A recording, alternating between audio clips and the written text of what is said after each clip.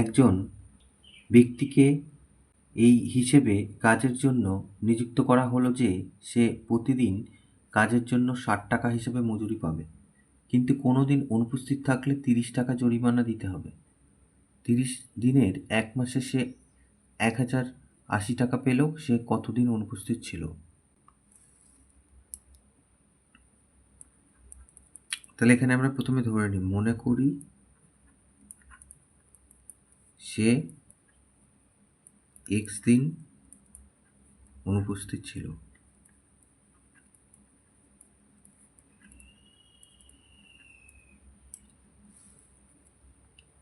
তাহলে সে কাজ করেছে, অতএব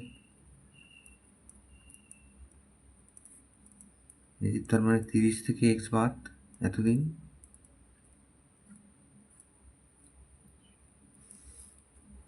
তাহলে এবার লিখি প্রশ্নানুসারে।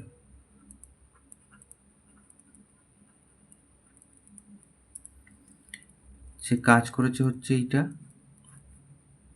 তো প্রত্যেক দিন 60 টাকা করে তার এত টাকা, তার থেকে আবার বিয়োগ হবে, মানে জরিমানা দিয়েছে সে,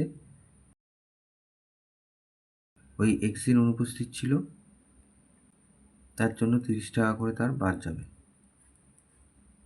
তাহলে এই হিসেবে সে 1080 টাকা পেয়েছিল। তাহলে এক্স এর মান বার করলেই উত্তর।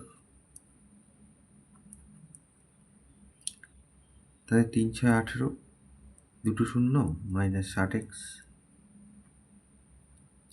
-30x সমান সমান 1080, বা 1800 -90x সমান সমান 1080।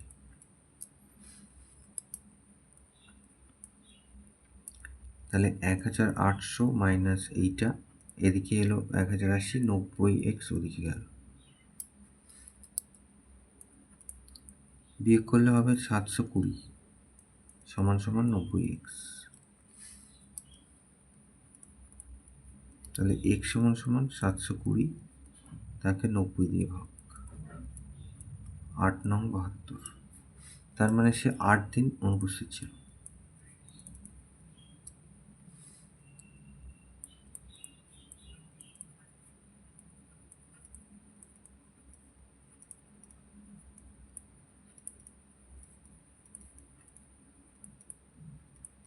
এটা উত্তর।